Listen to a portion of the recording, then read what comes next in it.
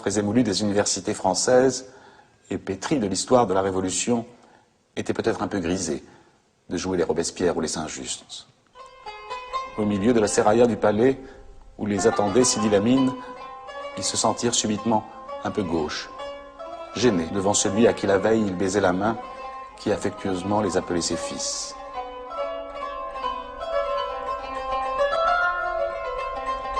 Ces derniers instants de la monarchie, combien de fois le prince Faisal Bey, enfant, les a-t-il entendus raconter de la bouche de Rafet, son père, pour qu'il se décide à les immortaliser dans un premier roman, La dernière odalisque, où il retrace l'histoire mouvementée de sa famille. À l'approche du 50e anniversaire de l'abolition de la monarchie en Tunisie, nous avons invité le prince Faisal à faire un pèlerinage aux sources. Ce voyage le conduit au Kef, à l'ouest du pays, non loin de la frontière algérienne. C'est dans cette ville que ses ancêtres d'origine ottomane s'étaient établis au XVIIe siècle et ont épousé des femmes autochtones qui leur ont donné la descendance des futurs bey de Tunis.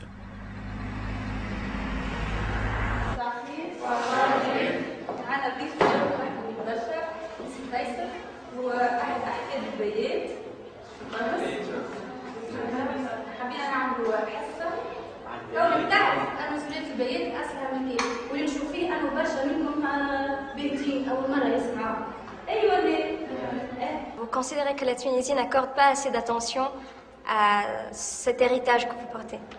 Au lendemain de la République, non. Bien sûr, tout a été effacé même de la mémoire des Tunisiens. Alors aujourd'hui, il y a un nouvel intérêt qui rejaillit. C'est pas encore parfait, il faut encore faire des efforts pour que les choses s'améliorent dans ce sens et que ce soit les symboles matériels de l'histoire. Et il y a les signes immatériels.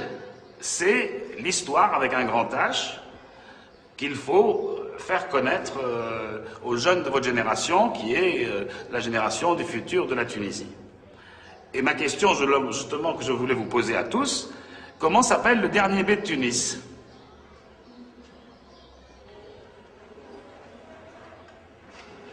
يعني حتى الصورة نتاعو وجهه ما تعرفوش شي يشبه هذا تاريخ تونس.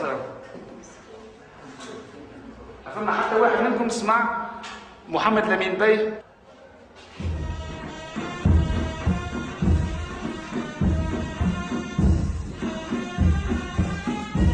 Depuis 1574, la Tunisie était une province turque administrée par un pacha nommé par le sultan d'Istanbul. Mais c'est le titre de bey, une fonction politico-militaire, que prendra Hussein Ben Ali, le chef des janissaires, lorsqu'il fonde en 1705 la dynastie qui portera son nom pendant 2 siècles et demi. D'emblée, le nouvel homme fort cherche à marquer son autonomie vis-à-vis du gouvernement d'Istanbul et s'appuie sur les élites autochtones pour asseoir sa légitimité.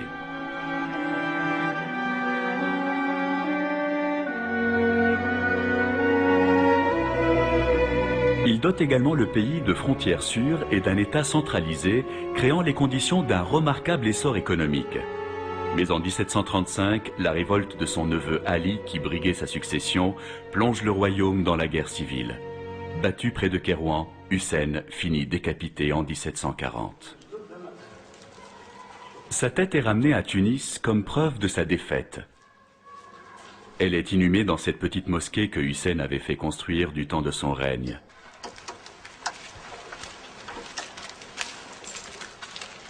تفضل هذه التربة هذه هي تفضل قلت لك بارك الله فيك هذا فما الغبرة في بارك الله فيك. L'endroit n'étant guère connu du public, ni même de la propre descendance du fondateur, c'est en compagnie d'une historienne que Faisal Bey s'y rend pour qu'elle l'aide à authentifier la tombe de son ancêtre.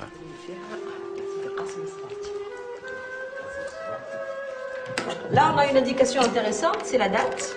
Il n'y a pas de doute. Ah, 1153. c'est poussiéreux là par contre. Ah oui. 1153, ça correspond donc à 1740. Donc c'est... Je pense que c'est la tombe du fondateur, de Hussein Ben Ali. Enfin, la tombe, elle n'abrite que la tête, très peu de beys parlent le turc.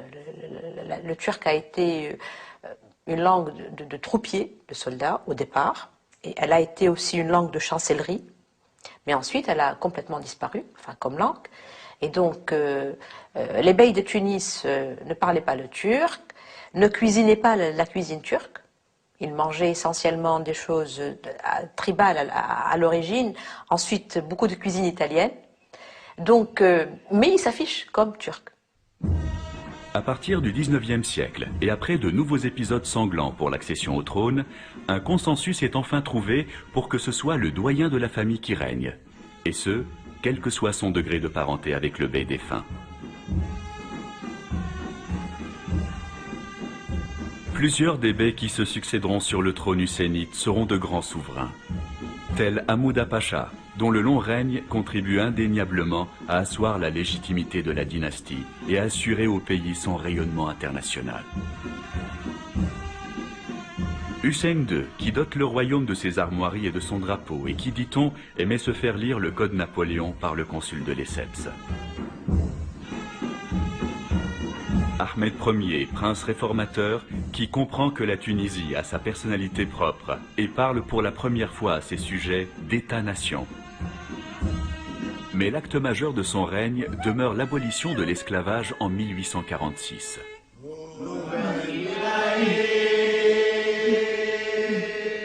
Ahmed Bey avait fait quelque chose de remarquable, c'est qu'il avait institué dans les villes, etc., j'allais dire des bureaux de notaires qui délivraient des attestations d'affranchissement.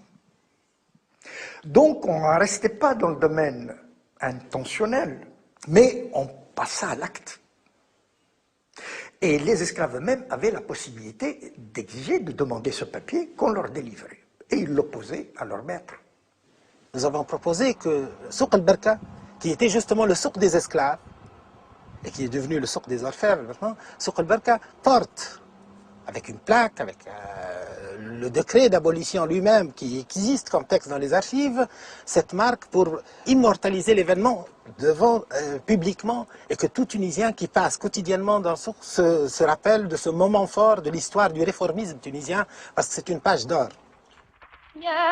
On dit que Mohammed Bey a voulu revenir sur l'abolition de l'esclavage pour préserver son harem, qui, dit-on, comptait plusieurs centaines de femmes. Le monarque avait même dû agrandir le palais du Bardo pour pouvoir accueillir toutes ses odalisques. Elles étaient génoises, circassiennes, moldaves, sardes, nubiennes, auxquelles s'ajoutaient parfois des bourgeoises de Tunis prises de force à leur mari. Mais ce par quoi Mohammed Bey a marqué son temps est sans nul doute son fameux pacte fondamental qui instaure dès 1857 l'égalité des droits entre ses sujets, qu'ils soient musulmans, juifs ou chrétiens. C'est la disparition de la corvée, propre aux juifs, c'est la disparition des discriminations vestimentaires.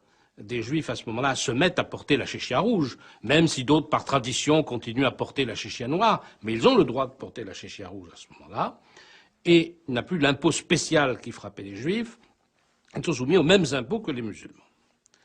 المسلمين في 1856 زواتنا خاطر ما عندنا جامعة زيتونة ما عندناش هو المنارة ف حبوا يعملوا عهد الأمان الدستور ما معنى أن القرآن وحده لا يكفي أن لابد من دستور وضعي وهذا لا يتنافى مع الإسلام.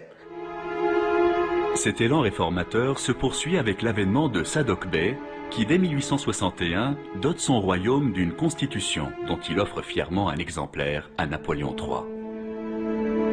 Même s'il ne sera jamais appliqué, ce texte, en avance sur son époque, va jusqu'à permettre la destitution du bey en cas de trahison. Mais les réformes engagées par Sadok sont compromises par la crise financière grave dans laquelle s'enfonce le pays. Ayant souscrit des emprunts usuraires qui ont fait la fortune de banquiers européens véreux, le Premier ministre Mustapha Khaznadar passe autour du cou de son souverain le lacet qui finira par l'étrangler.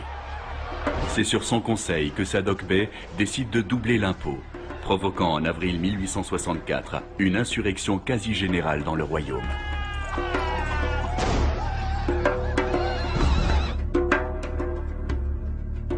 Il y aura bien le grand Kheireddin pour tenter de sauver la régence de la banqueroute. Mais il se heurte à l'hostilité de la haute bourgeoisie et des consuls étrangers, soucieux de préserver leurs privilèges. Aussi, lorsque le mignon du bey, Mustapha Ben Smaïl, est promu Premier ministre, il a le champ libre pour négocier avec le consul Roustan la future mainmise de la France sur la Tunisie. Prenant prétexte d'un incident de frontière, l'armée française envahit le territoire tunisien par l'Algérie fin avril 1881. Elle trouve sur sa route une résistance populaire déterminée, mais dont les moyens de défense, archaïques et limités, ne feront jamais le poids. Finalement, l'ensemble de l'expédition coloniale s'assimilera, selon le mot d'un historien, à une promenade de 18 jours. Ce jeudi 12 mai 1881, par les moucharabiers, le son du clairon fait sortir le Bessadoc de sa rêverie.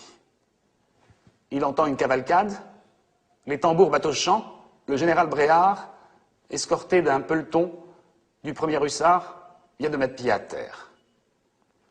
Dans moins de 2 heures, sur cette même table en bois de citre, où reposent des missives d'appel au secours qui ne partiront jamais, le Bessadoc va apposer sa signature sur le traité connu sous le nom de traité du Bardo, qui imposera le protectorat de la France sur la Tunisie. الناس قالوا التعامل هذه خيانه خاطر ثم ناس زاد صمدت وحاربت الفرنسيس والصفاقس ما قبلتش وما كان من بعد ثم اجتهادات ثم ناس يقول لك خير وقع حمايه خير من اللي وقع استعمار كيف الجزائر كان عرضناهم بالقوه وتولي لا ثم لا علم تونسي لا حد شيء يتذكر. Le B reste le chef de l'État. C'est de lui qu'émane la souveraineté et son sceau à force de loi. Ce qui fera d'ailleurs dire à un parlementaire français, les volontés de la France démocratique passent ici à Tunis par le sceau d'un monarque absolu. Mais dans la Tunisie profonde, c'est le sentiment d'avoir été trahi qui l'emporte, entachant pour longtemps l'honneur et la loyauté de la dynastie hussénite. Soucieux de sauver leur trône, les premiers beys qui règnent sous l'occupation acceptent sans trop rechigner les conditions de la France qui les confinent dans un rôle symbolique et d'apparat.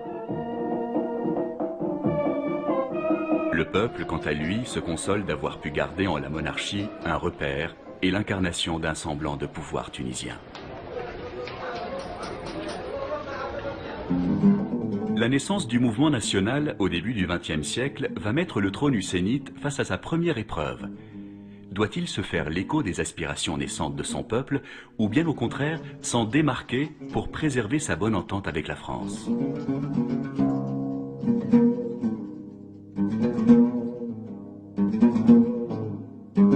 Sur le trône depuis 1906, Nasser Bey choisit de se rapprocher des courants patriotiques.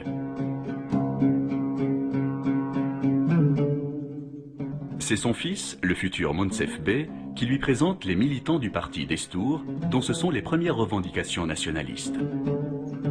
سيد ناصر بي قال لهم كيف لا أكون معكم وأنا أحس بما تحسون وأشعر بما تشعرون وعد ذلك اعتراف بالحزب الحر الدستوري التونسي خاطر الإدارة الفرنسوية تتصور عام 20 باش يعترفوا بوجود حزب يطالبهم بالخروج. Mais le pouvoir du protectorat ne peut rester inerte face à cette agitation politique à laquelle la famille royale est désormais mêlée.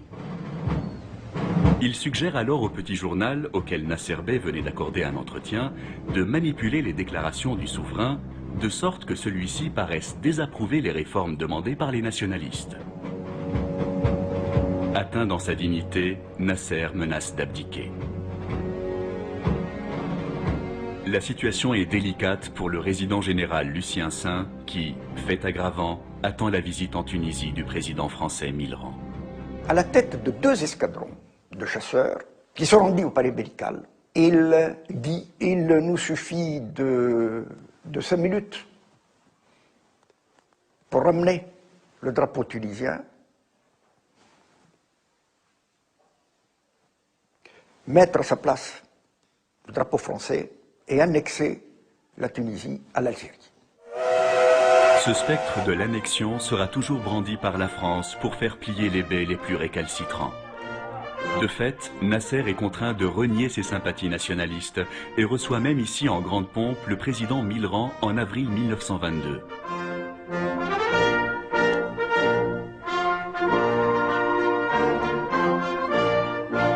Pour le prince Moncef, le chef des contestataires du palais, c'est une longue traversée du désert qui commence. Tirant les leçons de la crise de 1922, les successeurs de Nasser Bey éviteront d'entrer en conflit avec l'autorité coloniale. Pendant 20 ans, les revendications nationalistes ne trouveront presque plus aucun écho au palais.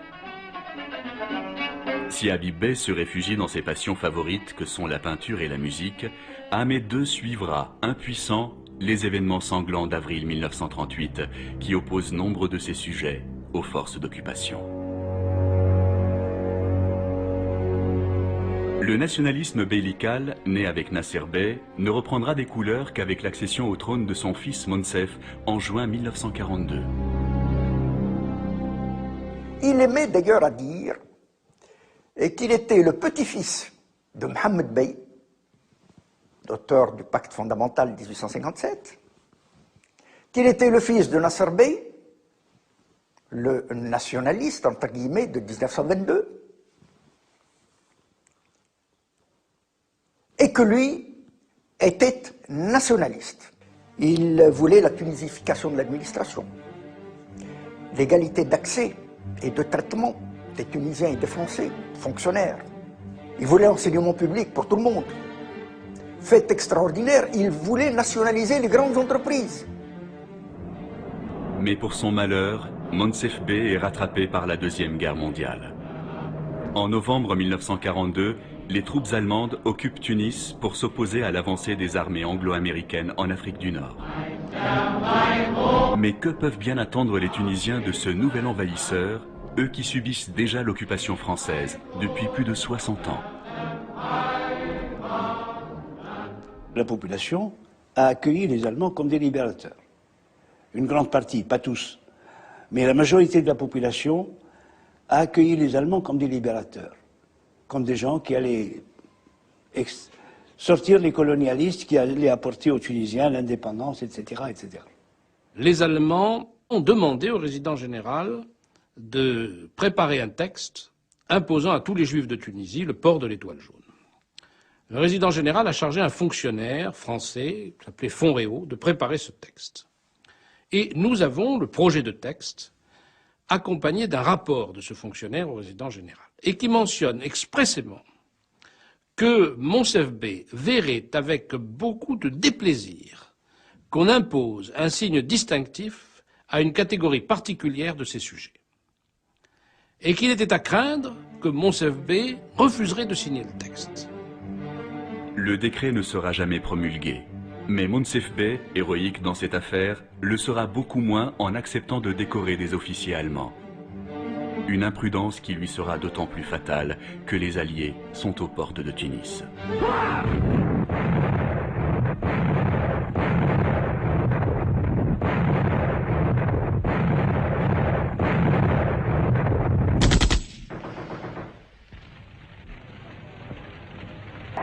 L'accueil triomphal le 7 mai 1943 est le fait quasi exclusif de la population européenne. Dans la foule en liesse, on ne reconnaît en effet aucun turban.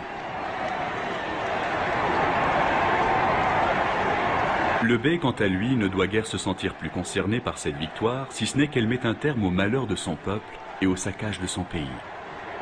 Inquiets, les Tunisiens s'interrogent sur son sort, surtout après que la BBC ait annoncé sa fuite à Berlin avec les forces de l'Axe. Mais c'est toujours réfugié dans sa résidence d'Hammam Lif que le capitaine britannique Lambert ira se présenter devant lui. Il m'a dit, voilà, quand nous étions du côté de Bizerte et Mater, parce qu'ils sont descendus, nous avions l'objectif de détrôner Moncef Bey, qui est comme on a fait pour tous les chefs d'État des pays que nous avons conquis, parce qu'il était collaborateur. Et les Français qui étaient à côté de nous, nous leur faisions confiance et nous disaient, Moncef Bey est un collaborateur, il faut absolument le détrôner. On accepta qu'il montât dans sa voiture. Un officier anglais se mit à côté du Bey, on le rejeta, et voilà Moncef Bey parti à Tunis. On arrêta sa voiture et sa prière. Durant une demi-heure. Et là, colibé, rire, moquerie, certains crachèrent même sur sa voiture. L'humiliation subie ce jour-là par Moncef Bey laissera des traces douloureuses dans la mémoire collective tunisienne. Quant à sa déposition voulue par les Alliés, elle tourne elle-même à la confusion et les Français, à nouveau maîtres du pays, hésitent à statuer sur son sort. Finalement, Alger charge le général Join d'obtenir l'abdication du Bey au motif de sa collusion avec les Allemands. En réalité, c'est du souverain nationaliste que la France voulait se débarrasser. Coriace et en paix avec sa conscience, Moncef Bey refuse d'abdiquer. Le général Giraud rend alors sa fameuse ordonnance du 14 mai 1943 qui destitue Moncef Bey et l'envoie en exil dans le Sahara algérien. Il avait souffert considérablement. Il accepta d'abdiquer au profit de l'Emin Bey, conformément à l'ordre successoral. L'Emin Bey était légitimement bey de Tunis à partir de cette date-là. Il avait la légitimité juridique. L'avait-il réellement? Le problème se pose en droit parce que Moncef Bey a abdiqué sous la contrainte. Ce n'est pourtant pas de gaieté de cœur, semble-t-il, que le prince Lamine accepte de succéder à son cousin dans des conditions aussi dramatiques. Mais encore une fois, il y va de la survie même du trône hussénite. Lamine Bey, qu'on le veuille ou pas, qu'il ait mérité ou pas, qu'il y ait été contraint ou pas, je ne veux pas rentrer dans ces détails-là, ni dans ces discussions-là, ça demande beaucoup de... Il y a beaucoup de débats là-dessus. De toute façon, sur le plan populaire, il a été rejeté. L'Emin Bey était considéré comme pro-français, donc un traître, qui était inexact. On ne peut pas dire qu'il était traître, parce qu'une traîtrise, être traître à son pays, à ses propres intérêts en étant souverain, c'est quoi? Ça veut dire que vaut ce trône sur lequel je suis assis. Pendant ce temps, et après la libération de la France métropolitaine, il est décidé de transférer Moncef Bey de son lieu d'exil algérien vers la ville de Pau, dans les Pyrénées-Atlantiques. كيف جاء المنصف بي تقرر أن نعمل وفد لطلبة شمال أفريقيا واستقبلنا المنصف بي معناها عطف كبير ياسر ومحبة معناها مودة وفطرنا معاه وحكينا معاه وهو نفسه تكلم مليح معناها وكان ديما متحمس وربما أحيانا بتشنج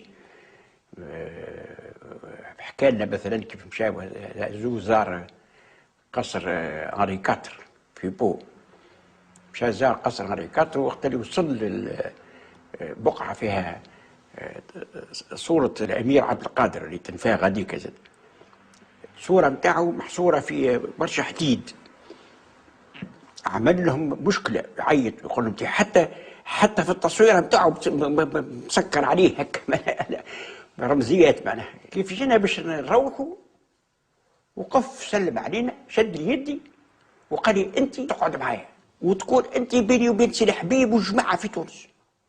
Le moncefisme, ça a été un mouvement politique extrêmement fort, extrêmement vivace, qui a fini par ramasser tous les partis politiques. Il n'y avait que le moncefisme. Tout le monde devait relever de Moncef Bey et tout le monde devait faire allégeance à Moncef Bey. Et c'était un mouvement politique qui réclamait à la fois l'indépendance et le retour de Moncef Bey. الرسائل اللي تجي من تونس بالعشرات أسبوعيا لازم تقول عشرات في الأسبوع رسائل وقداش من مرة نحضر عليه أنا يقرأ في رسالة ويبكي حد امرأة توصف له كيفاش عايشين والبزيريا ودرشنوها والأولاد وكذا وهو يحضر صريرات لويس. Mais les maladies dont souffre le Bey de longue date gagnent hélas du terrain et rendent de plus en plus improbable son rêve de revoir un jour sa Tunisie natale et son peuple bien-aimé. Sidi Monsef s'éteint à Pau le 1er septembre 1948. Sa dépouille est rapatriée en Tunisie, où une foule immense afflue des 4 coins du royaume pour assister à ses funérailles. Le résident général Mons écrira dans ses mémoires qu'il a vu ce jour-là naître un peuple. Un peuple qui se ressoude autour de la monarchie husseinite après des décennies de défiance et de rancœur. Monsef Bey n'a pas souhaité être enterré dans la nécropole royale où reposent ses prédécesseurs.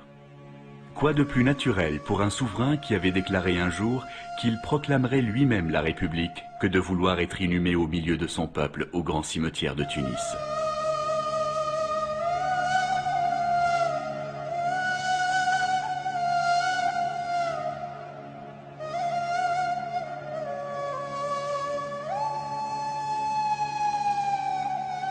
Avec la mort de Monsef Bey, son cousin Lamine, contesté depuis plus de 5 ans, ne vacille plus sur son trône.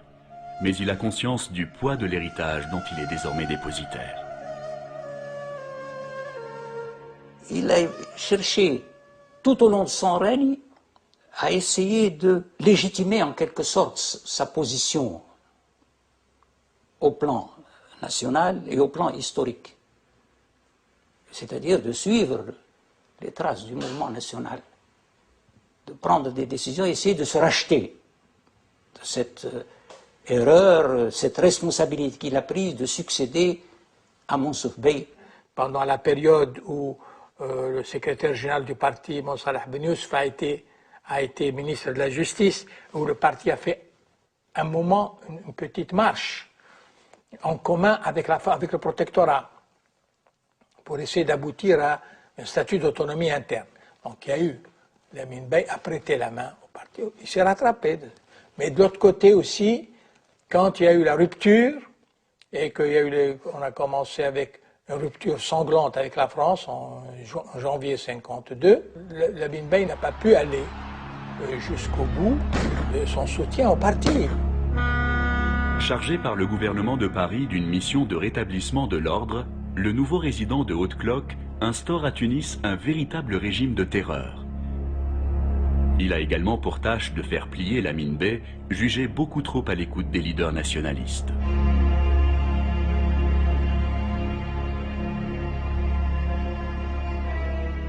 Lorsque de Haute-Cloque a élevé la voix et s'est comporté comme un rustre, comme il l'a fait en Syrie et au Liban avec les Syriens et les Libanais, le Bey décide de ne plus le recevoir.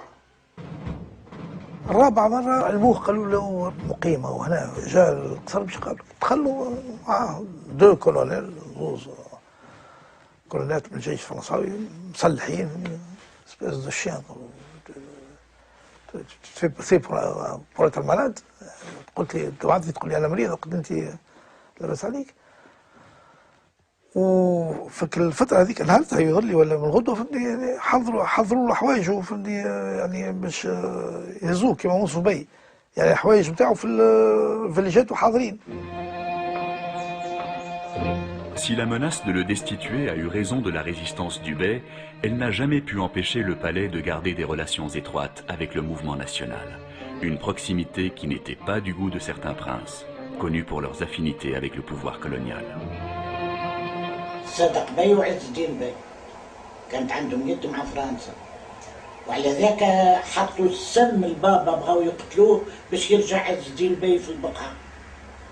بابا جا باش يشرب ربي شم ريحة ما عجبتوش حط الكاس على الطبلة وعيط لخويا الكبير سيد شادلي قال له دابا تعيط لي الحمادي بن سالم يعيط لي اللابوراتوار.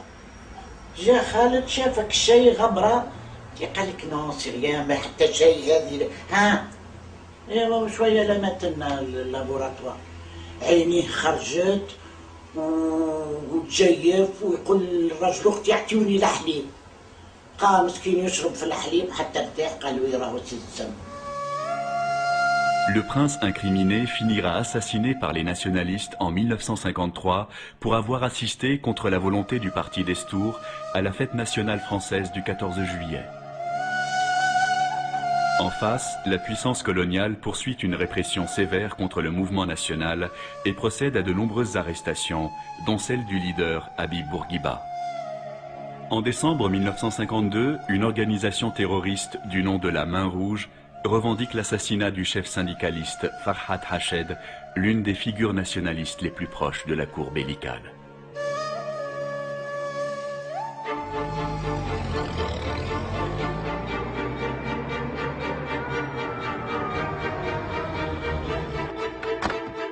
Pourtant, la marche vers la décolonisation paraît inéluctable et Lamine Bey suit de près les discussions entamées avec la France pour l'obtention de l'autonomie interne de son royaume. Pierre Mendès France viendra la lui annoncer en septembre 1954. Convaincu d'avoir fait son devoir pour libérer la patrie, le trône husseinite est en passe d'effacer sa dette envers son peuple. C'est peut-être ce message que Lamine Bey envoie à Bourguiba en lui dépêchant sa propre fille, la princesse Aïcha, pour l'accueillir à son retour d'exil le 1er juin 1955.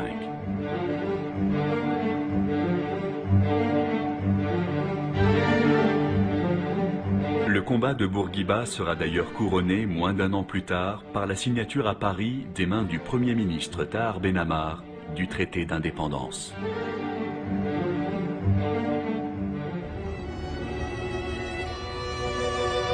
Et tandis que les colons français plient bagages après 75 ans de cohabitation plus ou moins mouvementée avec le régime bellical, c'est un nouveau Premier ministre qui prend les rênes de l'exécutif tunisien, Habib Bourguiba. Le Bey se doute-t-il alors qu'il vient de nommer l'homme qui sonnera le glas de 252 ans de monarchie husseinite? Bourguiba avait un charisme formidable. Il avait une intelligence politique extraordinaire. Il était machiavélique, dans le sens technique du terme, hein, pas dans le sens péjoratif, pas du tout. C'était un homme qui était ambitieux sûrement pour son pays, mais ambitieux également pour lui-même. يوم من الأيام بورقيبة قدامي أنا ما كنتش وحدي ما نفكرش شكون قلت أنا لو كان حبيت ماني نولي بي وتصل الحكاية. Lamine Bey était un homme très modeste, très bien élevé, très fin, très raffiné. Lamine Bey était artiste, hein, il travaillait l'ambar, il faisait des cannes, l'ambar. Il aimait beaucoup les horloges, il démontait, remontait les horloges, les montres. Il rappelait à certains égards Louis XVI, vous savez. Quelles sont alors les chances du vieux monarque face aux ambitions d'un Bourguiba qui le considère comme une survivance aberrante de l'Empire ottoman? C'est d'ailleurs Bourguiba seul qui, au premier anniversaire de l'indépendance, parade dans les rues de Tunis aux côtés des personnalités prestigieuses venues pour la circonstance. Il a déjà l'allure du futur maître absolu de la Tunisie qu'il sera pendant 30 ans. Le Bey, lui, face au sourire surfait de son Premier ministre, a presque l'innocence de l'agneau qu'on s'apprête à sacrifier. حكيت هذيكش اللي جاب له مصحف قرآن قال له سيدي هذا مصحف قرآن سيمانة قبل ما ينحيوه قالوا هذا مصحف قرآن يطيح لي في نظري وفي ركايبي إلى نحيك من بقعتك حتى صاحب الأمانة يدي أمانته زعما حتى تموت. On prête à Lamine Bey l'intention d'avoir voulu abdiquer, mais Bourguiba, ne voulant pas d'un tel cadeau, aurait même précipité la date de la proclamation de la République. Elle a eu lieu le 25 juillet 1957, un jour marqué d'une pierre noire pour la famille husseinite. Au cours de la brève expérience de monarchie constitutionnelle, Lamine Bey aura tout de même apposé sa signature sur les décrets abolissant la polygamie, la répudiation et supprimant les privilèges. Mais à la tribune de l'Assemblée, les jeux sont déjà faits et l'emblème de la monarchie n'orne plus les murs de la grande salle. Dans un discours enflammé, Bourguiba attaque le régime des Beys sous l'œil complaisant des représentants de la France. Il rappelle les injustices et les exactions infligées au peuple en remontant parfois jusqu'à l'insurrection de 1864.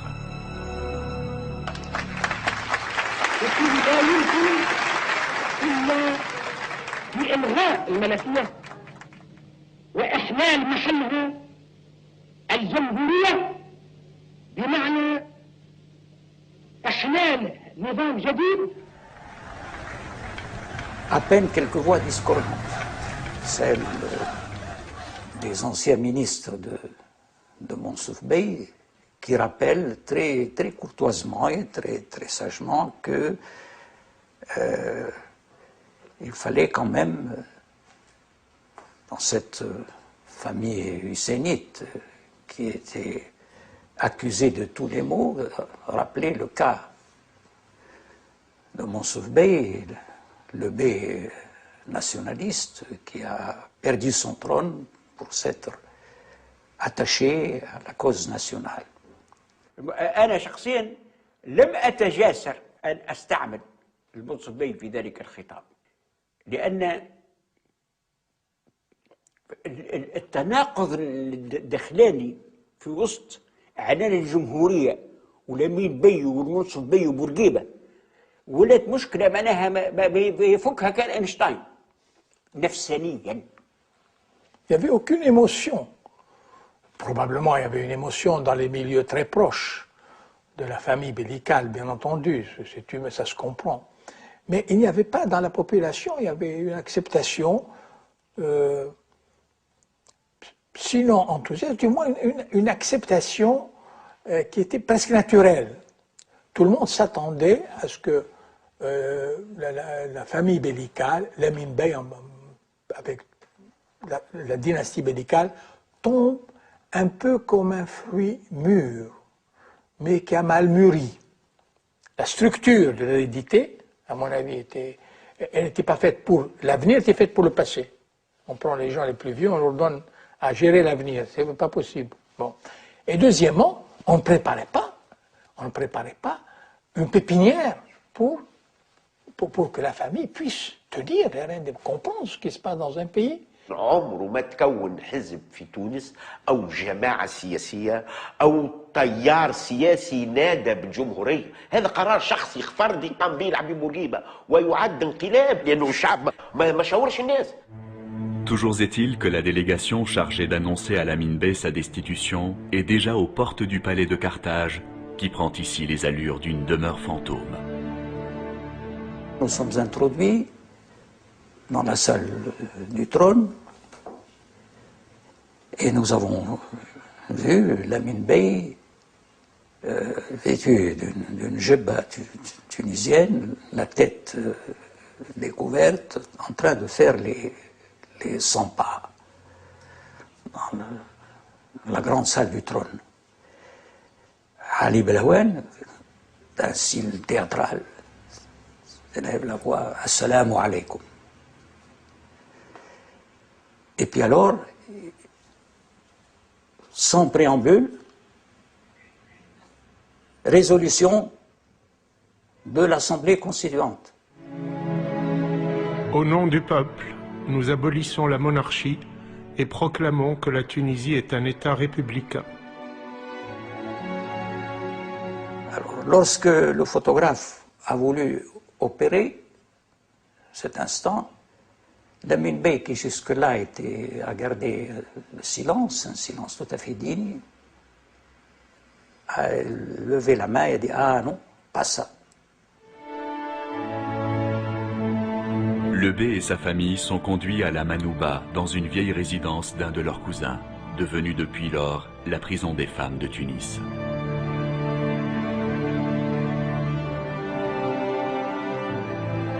Ce dont je me souviens, c'est en fait un enfant qui était un petit peu à l'abandon et une main m'a secouru, c'était la main de ma mère qui m'a pris avec elle et qui m'a fait monter dans la voiture qui devait amener mon grand-père vers son lieu de résidence surveillée ou d'exil.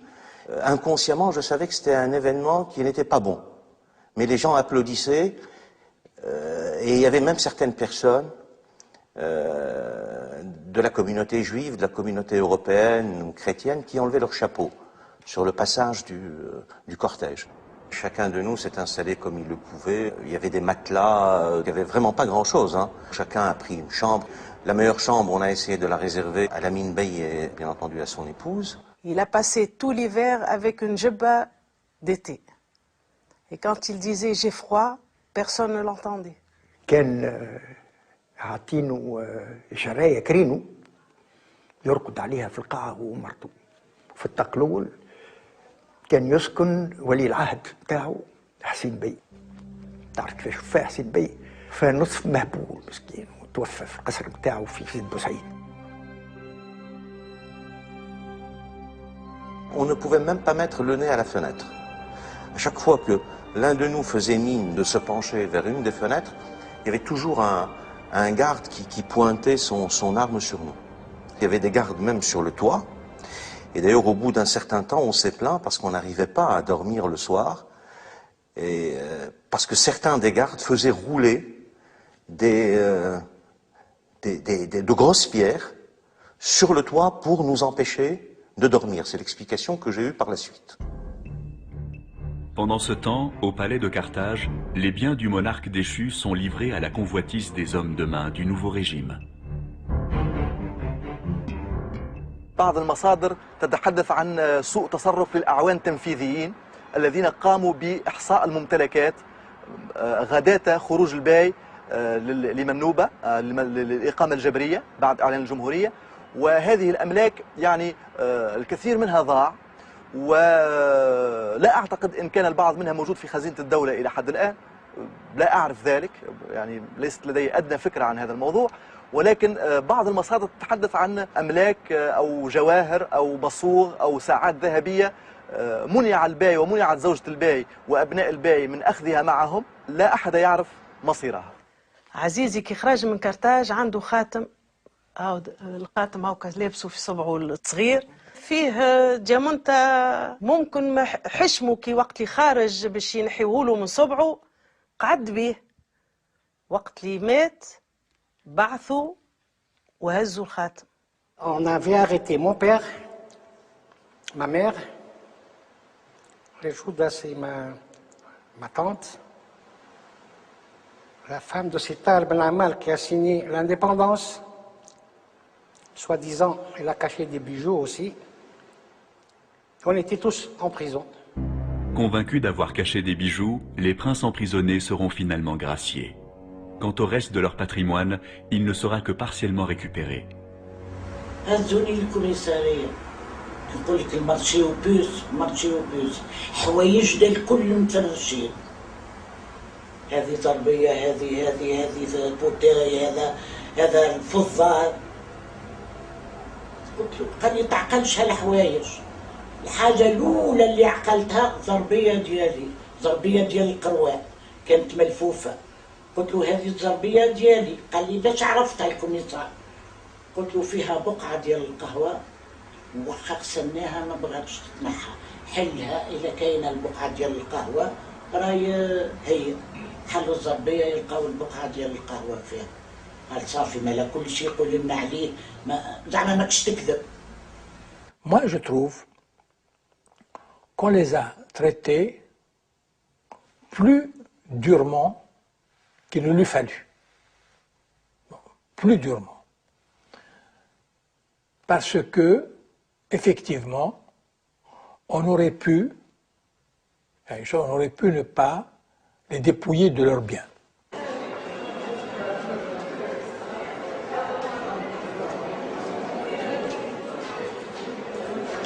Jusqu'à nos jours, le registre de l'état civil de l'ex-famille royale est conservé au palais de justice de Tunis.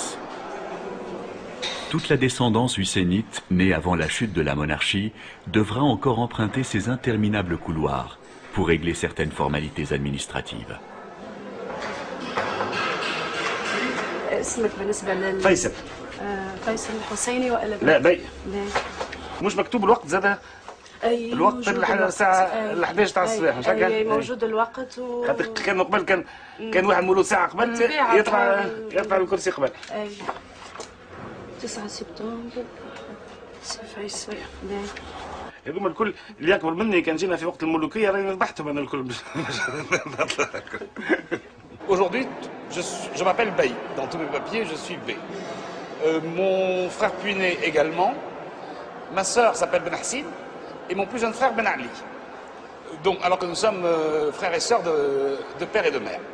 Et en fait, ce qui s'est passé au lendemain de la République, Bourguiba, je pense, ne voulait pas que le nom soit porté. et avait attribué le nom de Ben Hassin, c'est-à-dire descendant de Hassin, fondateur de la dynastie. Pour certains, Ben Ali, c'est-à-dire Hussein Ben Ali, ils ont repris ce nom patronymique. Et un nouveau nom a été inventé en quelque sorte, celui de Husseini, c'est-à-dire faisant partie de la dynastie de Hussein, qui a été créé et qui a été adopté par certains de mes cousins. بورقيبة حب يفسخ التاريخ اللي كان قبله لأنه يعتبر نفسه هو الوحيد بوسيار دانديفيدو توانسة. من وجهة نظر بورقيبة كان قد توجه في إحدى الخطب بالحديث لأفراد العائلة الحسينية قائلا أنه بالإمكان اعتبار أنفسكم قد نجوتم مما هو أدهى وأمر، وهو مما وقع في العراق، أنه دولة الاستقلال متسامحة ولو لم تكن متسامحة حصلت عملية إبادة دموية للبيات. Élargi après 3 années de résidence surveillée, Lamine Bey meurt à l'âge de 81 ans. أنا خبرت وزارة الداخلية ماضي ساعتين نص الليل، كلمتهم قلت لهم راهو للإعلام راهو البي السابق راهو توفى، فهمتني مش تكونوا على علم. قال لي تو نكلمك من هنا ساعة ساعتين أخرين، نص ساعة من بعد كلمني قال لي راهو تقرر الدفن نتاعو غدا ولا 4. قلت له مش راهو أولادهم مش حاضرين، كل تعليمات غدا ل 4. Il n'a pas eu les funérailles qu'il méritait. Il y avait entre autres un photographe, un Israélite, qui était un ami de la famille, qui a voulu prendre des photos. On lui a enlevé l'appareil et on lui a interdit de prendre la moindre photo.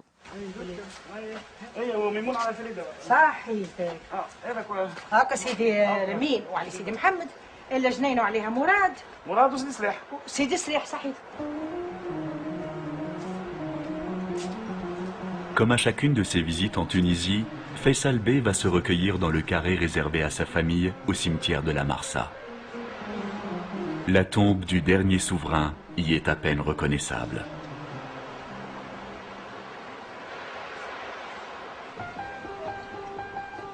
Pour la première fois depuis 50 ans, le prince Rafet, père de Faisal Bey, retourne au palais de son grand-père à Carthage, qui abrite aujourd'hui le siège d'une institution académique.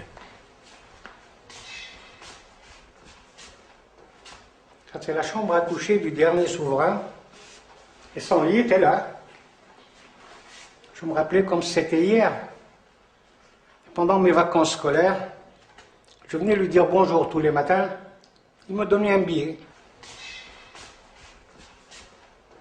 Ben, c'est cette porte qui séparait le palais du Bey avec notre appartement.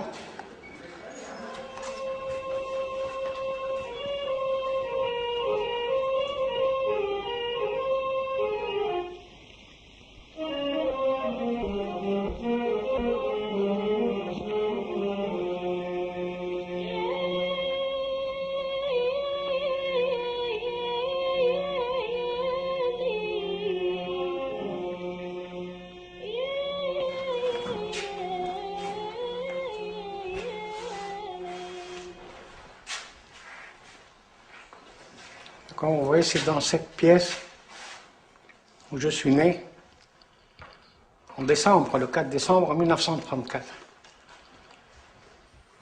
Ça fait loin tout ça.